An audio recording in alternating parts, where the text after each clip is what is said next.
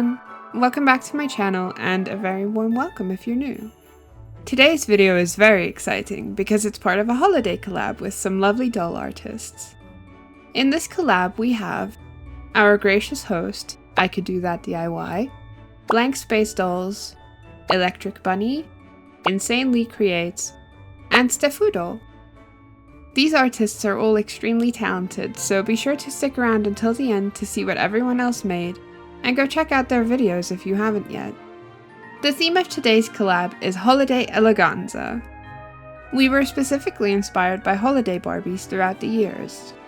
I myself am partial to the Barbies in green, like this Barbie from 1991, and this one from my birth year, 1995. So I decided I wanted to pay homage to them in my doll. I celebrate Christmas, so her dress itself is inspired by a Christmas tree, with tears representing the leaves, gold trim to represent tinsel, and gems to represent ornaments. I also wanted her to have shiny golden blonde hair to represent the star on top of the tree.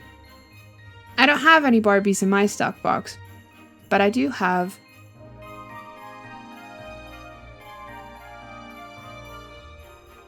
this Clawdeen. Her legs are bent a little weirdly, and her one front arm has been replaced with what looks like either a Cleo or Howleen arm. I figure since she's going to be wearing a big, long-sleeved ball gown anyway, she's the perfect candidate. Off to Santa's workshop we go! Clawdeen has beautiful hair, but as with many of these old dolls, it's a sticky, gluey mess. So off it must come. Then, once all the hair has been cut off, I use a cotton wipe soaked in acetone to remove her factory face up. I squish her face around to make sure I get into all the cracks and crevices. With her face all clean, we can dunk her head into boiling water for a few minutes to soften the vinyl. If you find that the head is still too stiff to pull off the neck peg, dunk her back in for a bit longer. Now we just protect our fingies with a piece of cloth and pull and squish the head gently. I usually do it until this part is exposed, then use my fingers or tools if needed to pry the head off of these little side pegs. I then take my cuticle pusher to scrape around inside the head to pull out the remainder of the hair, and fish it out with some tweezers. Ah, this part is so nasty, but also satisfying. With some more acetone, I wipe the color off her scalp. I don't want any dark brown showing through her blonde hair. There we go. The closest shade to my concept art I could find was this slightly darker gold. Yeah, I think this'll work. To reroot her, I separate a few hairs from the hank, slip it onto my rerooting tool, and squish that into an existing hole in her scalp. I also added bits of this golden thread thinking it would add some shine, but a lot of it fell out, so in retrospect, I'm not sure it was necessary. I do like that it kind of looks like tinsel though. You can see here I plug thoroughly around the hairline and in the part, but more sparsely on the rest of the head because it was already thick enough.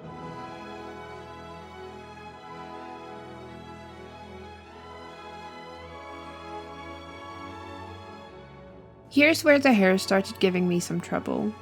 I wanted to boil wash it to make curls, but it was so springy it didn't want to stay in my makeshift curlers. So I thought I'd give her some pretty waves by braiding it and boil washing that. That also didn't come out right, so I just boil washed it again to make it straight for now. To make it easier for me to put her head back on her body, I preemptively cut the neck peg a bit smaller. These are really all you need to keep the head secure. I heat her neck hole using a hairdryer and pop the head back on. Now she can be bundled up in a hair burrito before painting her face. But let's shift gears and work on her dress, shall we? I made her dress pattern using the plastic wrap and tape method, which you can see in more detail in my previous video. This dress also features a big circle skirt. I begin by pinning the half circle pattern piece and cutting it on the fold. I also cut a little hole in the middle of it so that it folds like this. Then I pin the bodice pattern piece and cut that out on the fold too, leaving enough seam allowance of course. To help it sit snugly around her bust, I sew 2 little darts in the top of the bodice like this. Then hem the top seam. The bottom of the bodice gets sewn to the top of the circle skirt, right sides together. I cut a little slit in the back of the skirt, then hem all around the back of the bodice. Her sleeves are very simple tubes that I hem on the top and bottom before sewing the sides together. They are then attached to the dress at the armpits. And I add embroidery thread in the back to act as laces. For the ruffles on her dress, I cut and gather long strips of green fabric and sew them to the skirt like so. At this point, I tried out this other shiny green fabric as well, thinking it looked cute.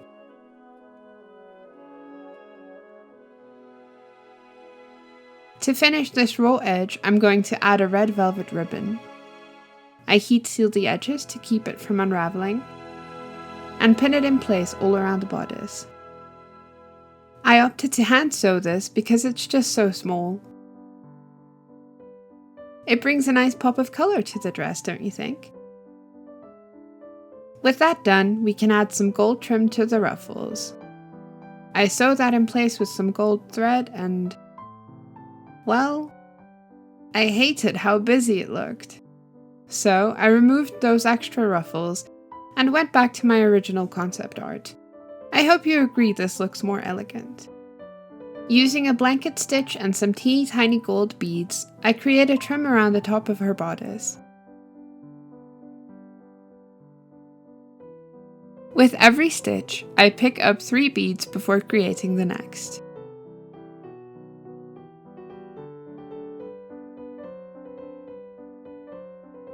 Then, to add some more sparkle and color, I sew little gems all over the gold trim, alternating between red and green. It's a small detail, but I do think it adds to the 90s holiday Barbie feeling. Her sleeves also get a gold beaded trim. And as a last touch, I sew this star charm to her red belt. For her heels, I'm going to repaint these monster high shoes I believe belong to Giulia. They're already the right color, so let's use a pearly white to make these drips look like snow. A small change, but I like the Santa vibes it gives them. Because it's the holiday season, I decided to release this project in 2 parts, to give myself a much needed break and spend some quality time with family. So please keep an eye out on the channel for the release of part 2, coming in the next few days. And let me know in the comments down below what you're doing to celebrate the festive season this year. In the meantime, be sure to check out the beautiful dolls made by my collab partners. See you in part 2. Happy holidays!